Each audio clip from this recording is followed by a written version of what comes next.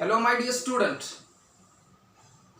Today we are going to discussing about the most important unit of angiosperm. Angiospermच्या अतिशय important अशा युनिटची चर्चा आज आम्ही करणार आहोत.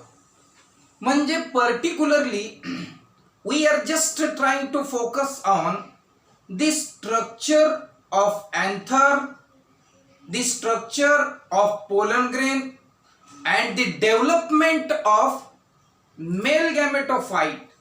तर आज मेल गॅमेटोफाइट वर चर्चा आणि पोलन ग्रेन वर चर्चा होणार आहे.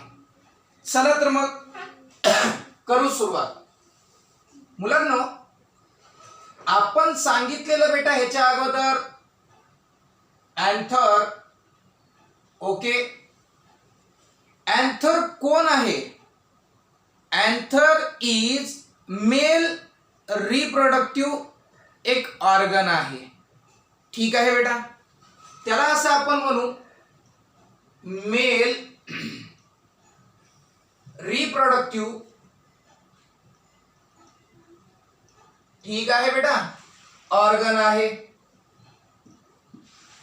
चला, at this anther contain the microspore mother cell. These cells are grouped together. म्हणजे मायक्रोस्पोरच्या आई आहेत and these cells are grouped together and forming a tissue. So we call them microsporangia. ठीक आहे बेटा, मग आपण म्हणू त्यांना ते मायक्रो स्पोरेंजिया आहेत. Yes, very nice. काय आहे त्या मायक्रोस्पोरेंजिया मध्ये? मराठीमध्ये असं सांगू की मायक्रोस्पोरेंजिया मध्ये डिप्लॉइड सेल्स आहेत.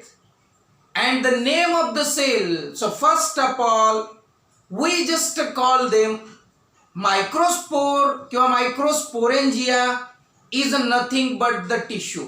ओके बेटा, आपण इथे लिहू की त्या टिश्यू आहेत. ओके, नाईस, त्या टिश्यू आहेत. कुठे आहेत? these tissue are present in anther. ह्या anther मध्ये प्रेझेंट आहेत. What is anther? anther is male reproductive organ. म्हणजे मेलचा लैंगिक अवयव आहे. and in that organ there is a diploid tissue present and that diploid tissue is microsporangia. These microsporangia are made up of. कशाच्या बनलेल्या त्या? तर त्या बनलेल्या आहेत बेटा microspore mother cell. Yes, microspore mother cell which are diploid in nature. आणि त्या कोणत्या नेचर मध्ये आहेत बेटा? डिप्लॉइड नेचर मध्ये आहेत. What is the meaning of the diploid nature? म्हणजे या जे मायक्रोस्पोर मदर सेल आहेत ज्यांना आम्ही MMC असे म्हणतो बेटा, MMC म्हणतो, मायक्रोस्पोरची आई. आणि त्या आईपासून मायक्रोस्पोर जन्म घेणार आहे. ओके, आगे बढ़ते हैं. मायक्रोस्पोर मदर सेल आहेत, डिप्लॉइड नेचर मध्ये आहेत. ओके बेटा, आता हे डिप्लॉइड नेचर काय आहे? तर बेटा every microspore mother cell contain 2 set of the chromosome in their nucleus. म्हणजे मायक्रोस्पोर मदर सेल आहे ती, हो आहे, त्यामध्ये सेंट्रली प्लेस्ड न्यूक्लियस आहे. Yes, definitely. and in that nucleus the number of the chromosome present in pair. It means that की set आहेत तिथे, 2 set of the chromosomes are found in the nucleus of that MMC or the megaspore microspore mother cell. Hence such type of the cell called as a diploid cell. Okay beta, next, this diploid cell undergoes the process of meiosis division. बेटा ही जी diploid sale आहे त्या diploid सेलचं undergoes meiosis झालं की resulting producing the new cell, ज्या नवीन sale तयार होतात that Naveen sale is त्या नवीन सेल ज्या आहेत त्या आहेत बेटा microspore. These new cells are microspore, also known as a pollen grain, आणि त्यांना आम्ही पोलन ग्रेन म्हणतो. Because of due to the process of the meiotic division, म्हणजे मियोसिस डिव्हिजन कोणतं division sir? This is the type of the cell division in which the chromosome number become half of their parent cell. Parent cell मध्ये जे काही new material होतं किंवा जे काही genetic material होतं त्या जेनेटिक मटेरियलचं टोटली हाफ मटेरियल होतं बेटा. त्या हाफ मटेरियलला आम्ही कन्सिडर करतो की त्यांना एन नंबर मध्ये इंडिकेट करतो आणि त्यांना हॅप्लॉइड असे म्हणतो. आणि such type of the division of the cell is considered as a meiosis division. मराठीमध्ये अर्धसूत्री विभाजन असे आपण त्याला म्हणू. विभाजन म्हणजे वाटणी ना. मग कशाची वाटणी? अरे बाबा आम्ही क्रोमोसोमची वाटणी करतो. कशी करता तुम्ही? आता 4 क्रोमोसोम असतील, इकडे एका सेलला 2 देतो, दुसऱ्या सेलला 2 देतो, म्हणजे दोघींचे भांडण नाहीत. हे equal distribution of genetic material झालं बेटा, इक्वल डिस्ट्रीब्युशन झालं. 6 होते, तू 3 घे ग, तू 3 घे. म्हणजे अर्थ काय झाला? क्रोमोसोम नंबर जेवढे होते त्याच्या करेक्ट हाफ क्रोमोसोम नंबर होणे. Such type of the cell division is considered as a meiosis division, and that meiosis division होतं बेटा मायक्रोस्पोर मदर सेलचं. म्हणून मायक्रोस्पोर मदर सेल ज्या डिप्लॉइड होत्या अगोदर त्या मियोटिक डिव्हिजन झाल्यानंतर हॅप्लॉइड नेचर मध्ये होतात. फक्त एकच गुणसूत्रांचा संच येतो. फॉर एक्झाम्पल ही गोष्ट आपण इझिली अशी समजून घेऊ. This is the diploid cell. Yes beta, 2n number of the chromosomes are found in the nucleus. When this cell undergoes the meiotic division, ही सेलचं meiotic division झालं बेटा आणि meiotic division मुळे resulting 2 cells are produced. That cell show the presence of genetic material in the form of single. बघा ही parent sale आहे बेटा, parent sale आहे, तिच्यात 2n नंबर क्रोमोसोम आहेत. सर 2 म्हणजे काय? सेट आहेत. सेट याने संच, क्रोमोसोमचे 2 संच आहेत आणि तिच्यापासून तयार होणाऱ्या सेलमध्ये फक्त एकच संच आहे. म्हणून मुलांनो आणि मुलींनो यांना म्हणायचं बेटा हॅप्लॉइड सेल्स तयार झालेल्या आहेत, हॅप्लॉइड डॉटर सेल तयार झालेल्या आहेत. ठीक आहे बाळांनो, I hope you should understand this concept very clearly, properly. Okay, let's need to be move ahead. आता आपण निघू आणि पुढच्या गोष्टीकडे चर्चा करू. आणि हे पोलन ग्रेन तयार झालेले आहेत बेटा, आणि हे पोलन ग्रेन तयार होण्याची जी प्रोसेस असते बेटा त्या प्रोसेसला आपण म्हणत असतो मायक्रोस्पोरोजेनेसिस. मायक्रोस्पोरोजेनेसिस असा शब्द उल्लेख करायचा. मायक्रोस्पोरोजेनेसिस बेटा, मायक्रोस्पोरो म्हणजे कोण? मायक्रोस्पोर. जेनेसिस म्हणजे कोण? जेनेसिस म्हणजे निर्मिती. म्हणजे मायक्रोस्पोरची निर्मिती करण्याच्या किंवा होण्याच्या प्रक्रियेला the process of formation of microspore is called as microsporogenesis. Okay बेटा, चला मग right now we have microspore. आता आमच्याकडे हॅप्लॉइड मायक्रोस्पोर किंवा त्याचं दुसरं नाव आहे पोलन ग्रेन. ओके बेटा, आता ह्याच पोलन ग्रेन पासून कसा मेल गॅमेटोफाइट बनतो? Do you understand? I hope you should better understand. याच पोलन ग्रेन पासून कशा पद्धतीने which kind of the step follow केल्या जातात आणि after these all steps this single unicellular pollen grain get converted into mega, म्हणजेच त्याला आपण असं म्हणू की तो कसा मेल गॅमेटोफाइट मध्ये कन्वर्ट होतो, त्याबद्दलची चर्चा आता आपल्याला करायची आहे. आता first of all we are just collect the information of structure of pollen grain. बेटा पोलन ग्रेन आता तयार झालेला आहे, so we do not have एक appropriate amount of information about the pollen grain. अहो पोलन ग्रेन आहे काय, आतापर्यंत we are not known anything about that pollen grain. So let's start to study the pollen grain in detail. Pollen grain ज्याला परागकण म्हणतो, त्या परागकणाचा अभ्यास आता आपण डिटेल मध्ये करू बेटा. ठीक आहे, चलो आगे बढ़ते हैं.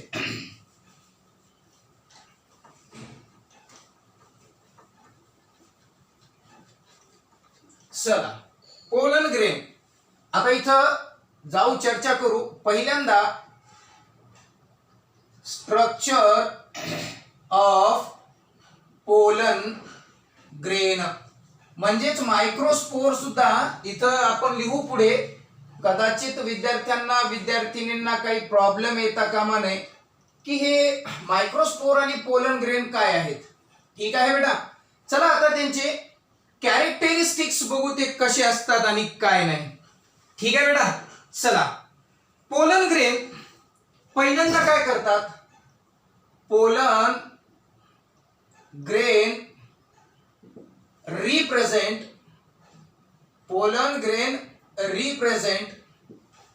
the male gametophyte.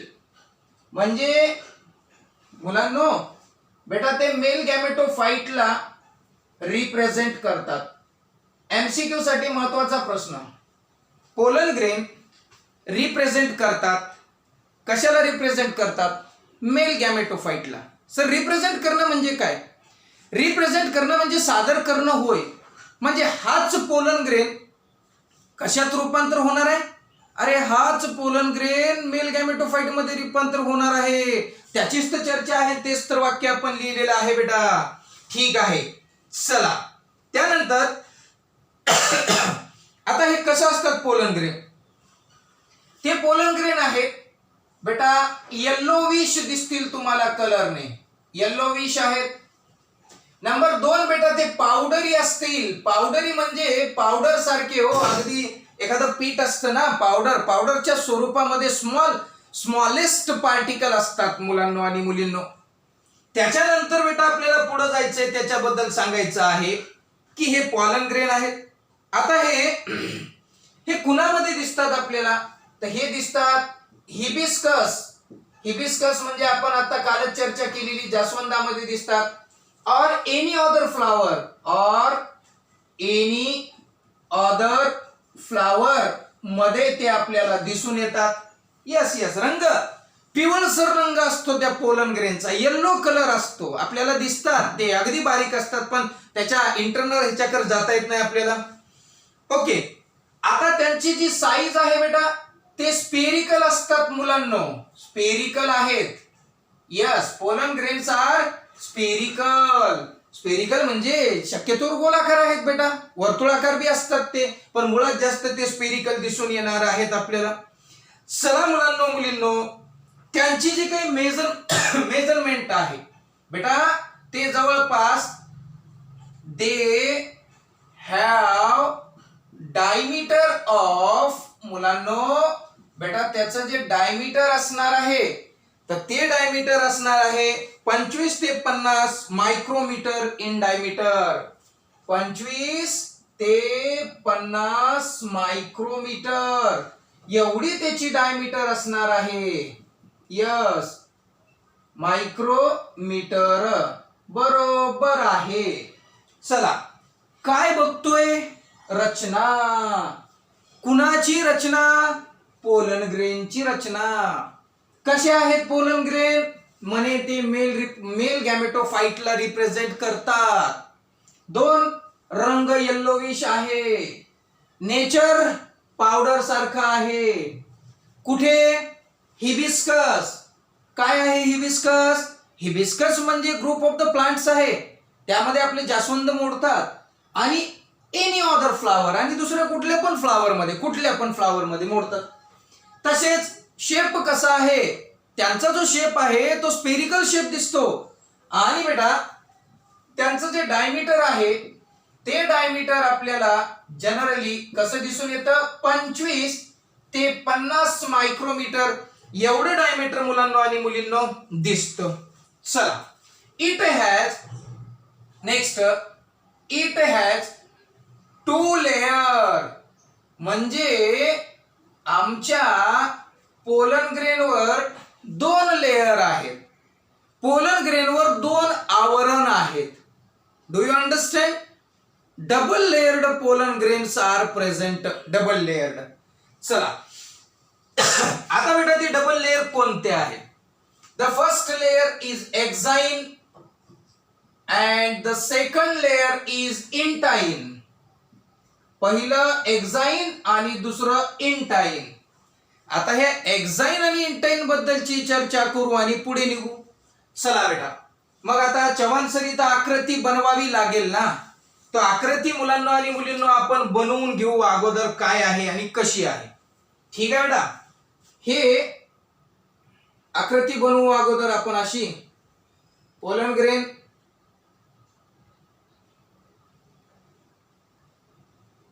चलो बहुत बढ़िया बन रही है आकृती.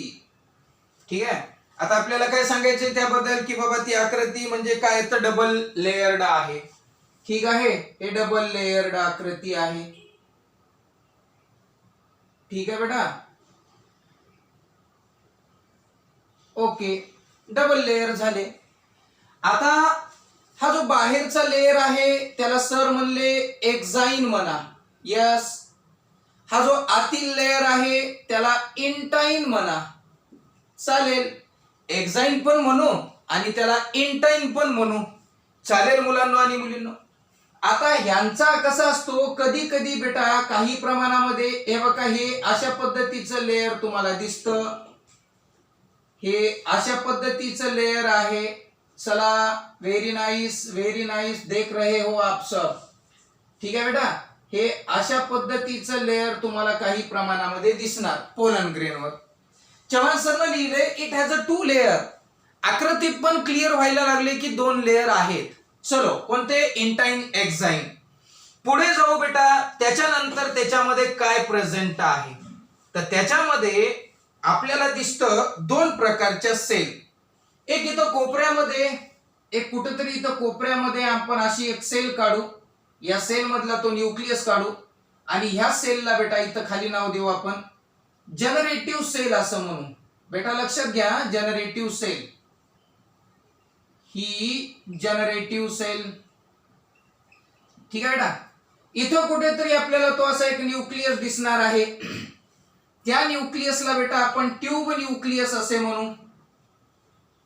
ठीक आहे रे बेटा. आता ही जी सेल आहे ही मोठी सेल, या सेलला आपण व्हेजिटेटिव्ह सेल असे म्हणू बेटा. व्हेजिटेटिव्ह सेल किंवा त्या सेलचं अजून एक नाव ट्यूब सेल असं सुद्धा म्हणू. आणि त्या ट्यूब सेल मधला हा न्यूक्लियस आहे आणि ह्या न्यूक्लियसच्या आजूबाजूला माय डिअर स्टुडंट काय असणार आहे? सगळ्यांनाच माहिती आहे की हे असणार आहे बेटा सायटोप्लाझम.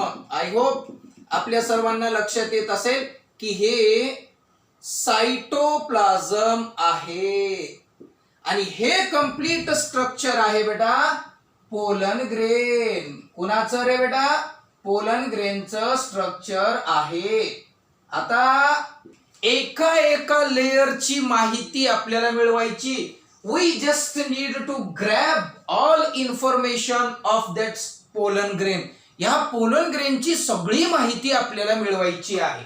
चला मग फर्स्ट लेयर घेतो ज्याचं नाव आहे एक्झाइन. त्या एक्झाइनची आपण चर्चा करायला सुरुवात करू. चला मुलांनो आणि मुलींनो, लेट्स स्टार्ट. एक्झाइन काय आहे? It is the hard outer layer called exine. Very nice. चलो. हार्ड म्हणजे थोडस टणक कडक आवरण आहे पोलन ग्रेनवरचं सगळ्यात बाहेरचं. मराठी किती छान सांगायला लागलो. इंग्लिश चिल्लर गोष्ट आहे. Definitely you should understand everything in English. First of all, I just try to give more and more preference to understand the concept in your mother tongue. आपल्या मातृभाषेत कन्सेप्ट अगोदर समजून घेऊ. नीट सारख्या परीक्षा किंवा त्यापेक्षा उच्च दर्जाच्या ज्या परीक्षा आहेत त्यासाठी बेटा you just need to clear the concept very meticulously आपले कन्सेप्ट क्लिअर झाले पाहिजे. Then you just try to focusing on such exam. म्हणून माझा हा प्रयत्न आहे. डबल लेयर वार्ड होता त्यातला जो बाहेरचा आहे त्याला एक्झाईन असे म्हणतात. तो आउटर म्हणजे बाहेरचा, हार्ड म्हणजे कडक आणि टणक आहे. चला बेटा दुसरं. तो कशाचा बनलेला आहे. दुसरं वाक्य माझं. Exine is made up of sporopollenin. बेटा NEET साठी CET साठी अत्यंत महत्वाचा प्रश्न. NEET आणि CET साठी इम्पॉर्टंट प्रश्न आहे. काय आहे तो. तर एक्झाईन कशापासून बनलेलं आहे. एक्झाईन कोणत्या घटकापासून बनलं तर त्या घटकाचं नाव आहे sporopollenin is the component of exine of pollen grain. Pollen ग्रेनच्या एक्झाईनचा तो कॉम्पोनंट आहे.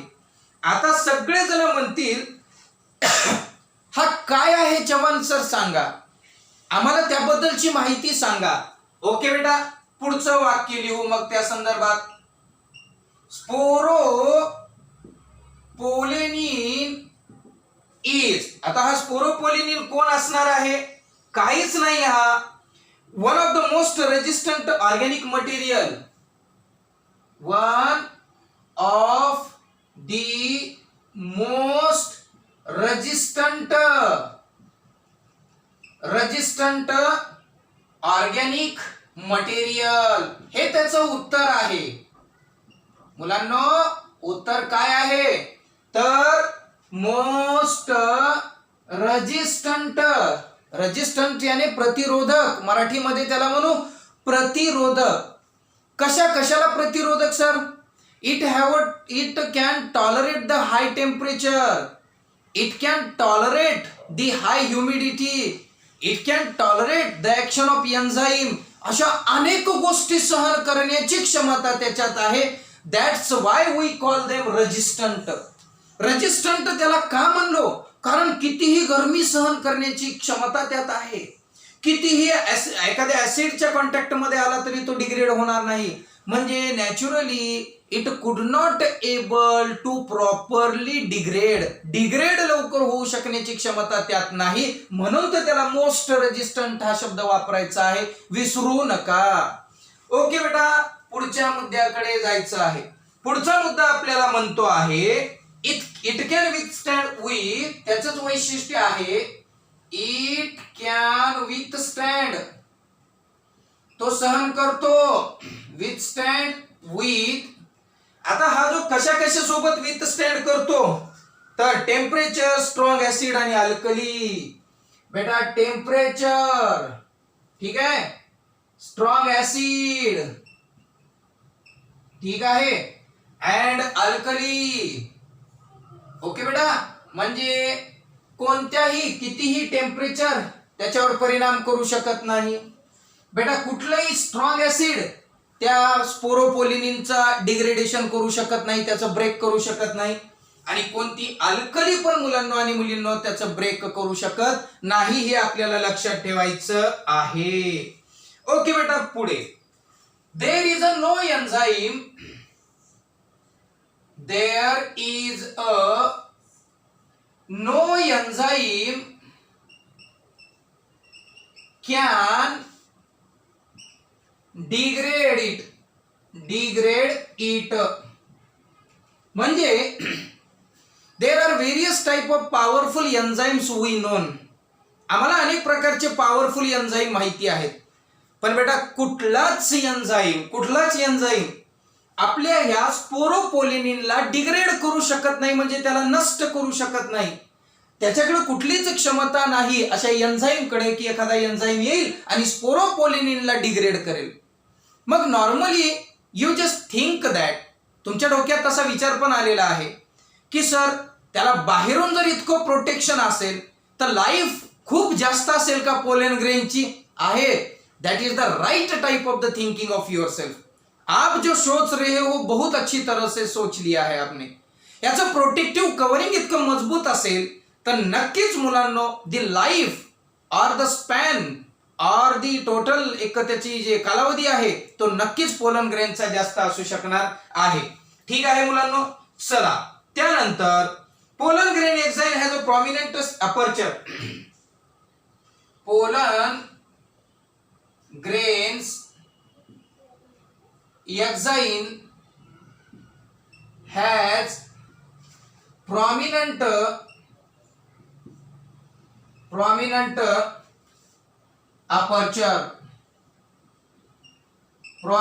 aperture called germopore. लक्षात घेणे. यांना म्हणायला लागलो बेटा जर्मपोर. एक जर्मपोर इथं नाव लिहू आपण. जर्मपोर. पोर याने छिद्र, पोर याने ओपनिंग, आणि इंग्लिश मध्ये त्याला अजून एक शब्द समानार्थी, घाबरून जायचं नाही शब्दांमुळे, अपर्चर नाव लिहिलेलं आहे.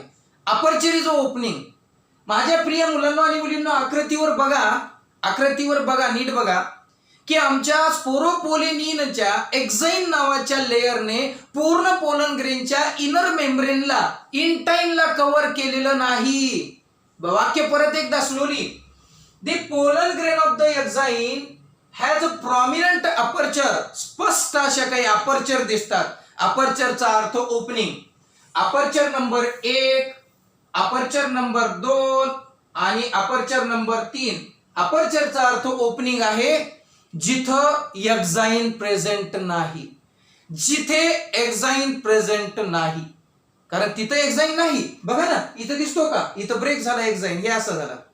अजून एका ठिकाणी असाच झाला. म्हणजे थोडक्यामध्ये जर्मपोरच्या ठिकाणी एक्झाइन ॲब्सेंट असतं. ओके बेटा, ठीक आहे. आणि त्या पर्टिक्युलर जागेला आपण जर्मपोर असे म्हणत असतो. The place where the exine is absent. जी अशी जागा जिथे एक्झाइन अब्सेंट असतं, सच प्लेस इज, कोण आहे ती प्लेस? म्हणजे जर्मपोर. आणि जर्मपोर आपल्याला इथे दिसतो. ठीक आहे बेटा.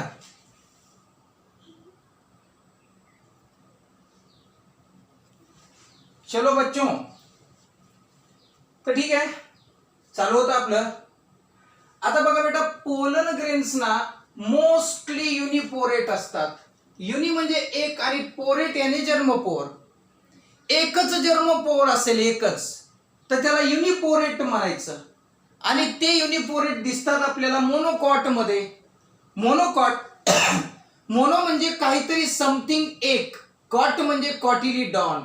कॉटिलिडॉन याने मराठीमध्ये त्याला दल असे म्हणतात. एक दल जर असेल ना तर त्या प्लांटने प्रोड्यूस केलेला पोलन ग्रेन हा एकच जर्मपोर वाला असतो. सध्या आपण 3 जर्मपोर वाला पोलन ग्रेन शिकतोय. डू यू अंडरस्टँड ना? 1 जर्मपोर, 2 जर्मपोर, 3 जर्मपोर.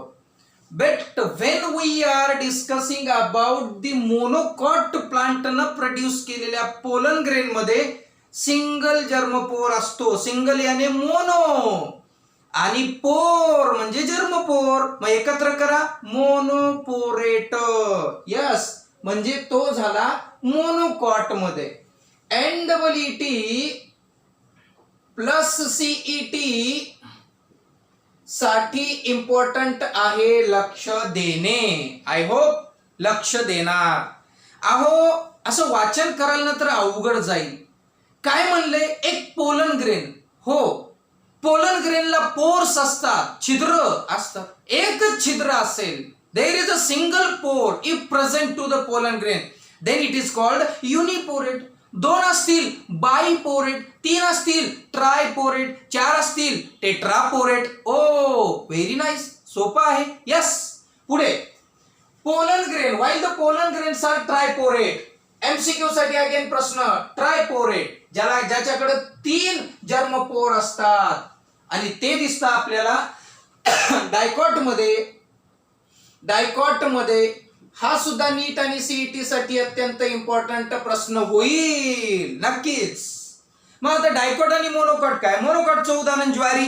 ओ ज्वारी, हो ज्वारी, यस. आणि डायकॉटचं काय?